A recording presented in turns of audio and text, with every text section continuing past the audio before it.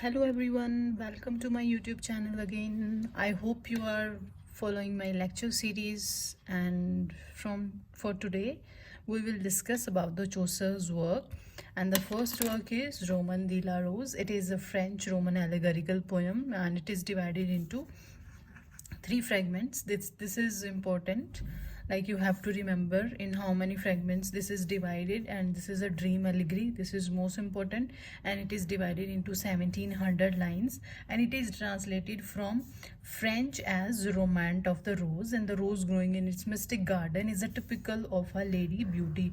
This is the most important poet for this work, that it is about the typical of a lady beauty.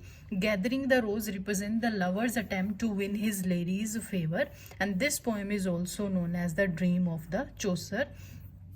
Like, as I have already stated you, that it is divided into three fragments: fragment A, B and C. Fragment A consists of 1 to 1705 lines, B consists of 706 to 5810 lines, and C consists 5811 to 7698.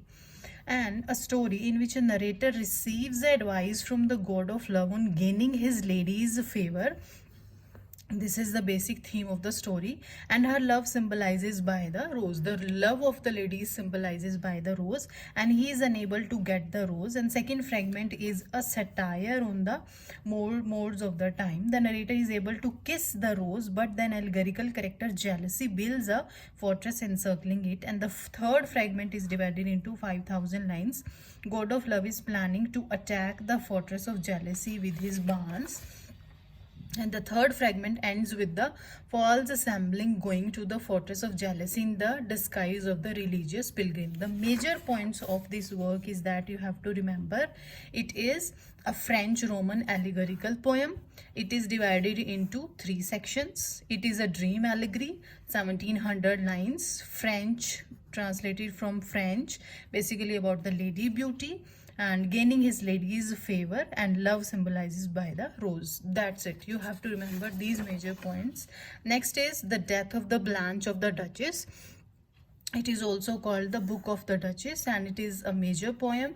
Chaucer wrote the poem to commemorate the death of the Blanche of Lancaster, that is the wife of the Count.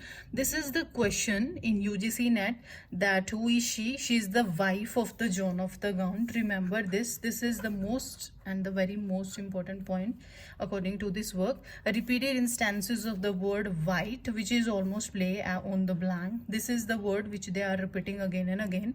At the beginning, the sleepless poet, who has suffered from an unexplained sickness of the 8 years, lies in his bed reading a book.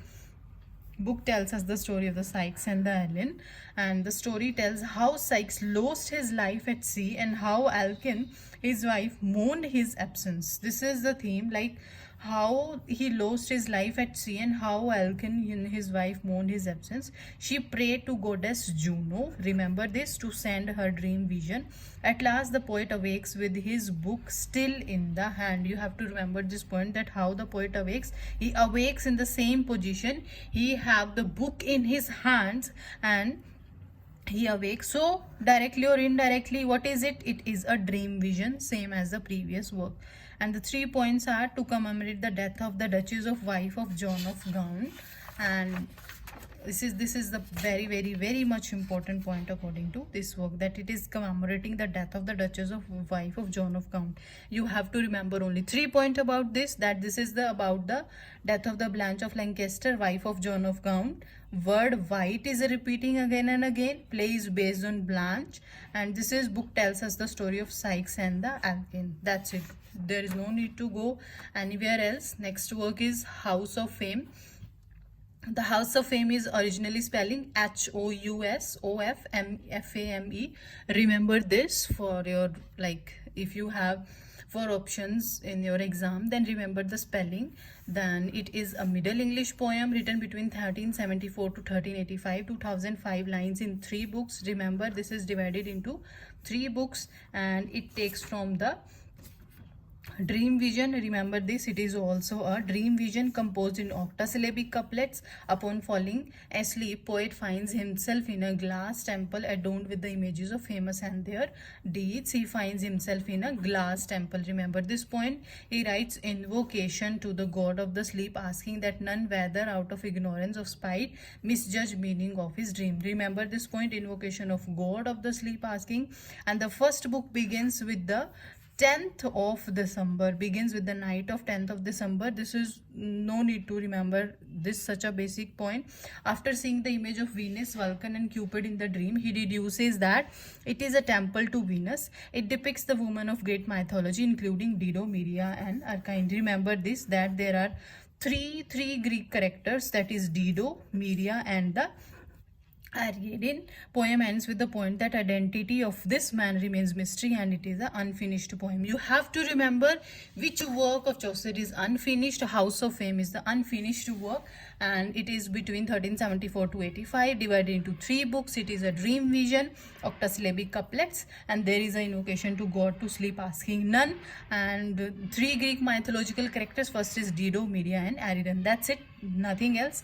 Next is Annelida and Kite. It consists of 357 lines, and the story of Annelida, queen of Armenia, and her wooing of the false Archite from the Thebes, Greece. And it is a short poem, complex structure with an invocative. This is a short poem, remember this, but this poem have a complex structure. Story is made up of an introduction. Obviously every story must have an introduction. Similarly, this have an introduction, complaint by Annelida, which is in turn made up of a poem, strophe, antistrophe and a conclusion. Like his other works, it ends abruptly and may be unfinished. Remember this, it ends abruptly and unfinished. And Leader's complaint is one of the most highly regarded as the lover's complaint motive. Next, fifth, Parliament of Fowls. It is called the Parliament of the Bridles or the Birds or the Assembly of the Fowls. Remember this. Remember the other titles, like this is also called the Parliament of Bridges, Birds, Assembly of Fowls, and it have 700 lines. It is also a dream vision and it have a rhyme royal stanza. Contains the idea that the Saint Valentine's Day is a special day for the lovers, as obviously everybody knows. Poem begins with the narrator reading the Cicero's somnolence, patience in the hope of learning something. He fall asleep and Scipio Afrianus, the elder, appears in the guides him. There is a gate, narrator enters into it and passes through the Venus dark temple. Remember this. Here the nature is convening a parliament at which birds will choose their mates. Next, nature as a ruling figure. In this, nature is regarded as a ruling figure. Nature allows other birds to pair off, and the dream ends with the song welcoming the new spring. Then the dreamer awake at last. Like in every story, each and every work, there's a dream vision, and at last the dreamer awakes. Similarly, the dreamer awakes still unsatisfied and returns to his books, hoping still to learn the thing for which he seeks. So you have to remember only the main points. It is a Parliament of Breads, Birds, Assembly of Fowls, 700 lines, dream vision, rhyme royal, Saint Valentine's Day, Coffee Afrians, guides him, Venus dark temple, and then again he awoke. The dreamer awakes. Next is sixth is Troilus and Cressida epic. Retells in the Middle English tragic story of lovers. Then the two lovers are Troilus and Cressida. As you everybody knows, William Shakespeare, so we can connect it. Set against the backdrop of war during the siege of Troy.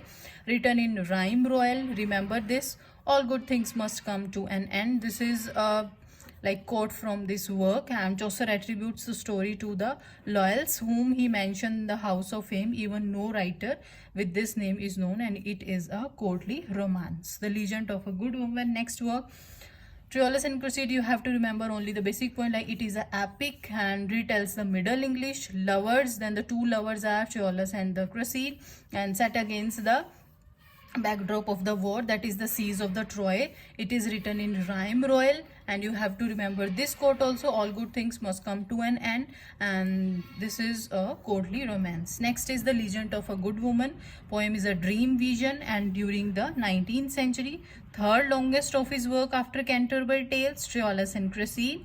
And then using, you have to remember this, that it is in a iambic pentameter, decasyllabic couplets, heroic couplet, and there are total 10 stories in 9 sections. Legend of Good Woman, it consists of 10 stories in 9 sections. Prologue describes how Chaucer is reprimanded by the god of love and his queen Alceste for his work. Tennyson uses the poem as a theme for his poem A Dream of the Fair Woman. Just cram these points that it is a dream vision. Okay, it uses iambic pentameter, decasyllabic couplets. It also form of heroic couplet. This is the most important. You must learn that there are 10 stories in 9 sections. Be aware of all these divisions because you will directly find a question about these divisions. And there is a prologue also, as prologue describes the Chaucer is reprimanded by the god of love. Tennyson uses the poem as a theme in his poem. This is the most important point according to UGC net. You will definitely find a question like this, like Tennyson uses the poem as a theme for his poem. For which poem he is using the theme, and the name of the poem is The Dream of the Fair Woman. Then there are 10 stories of Cleopatra, Thisbe, Medea, Phyllis, Hyacinth, Ariadne, Lucretia, Philomene, Hypermnestra and Dido, and this is very much similar to the structure of the Monk's Tale. You have to remember this point, that this is very much similar to the structure of the Monk's Tale. So that's it for the today's lecture. I hope you are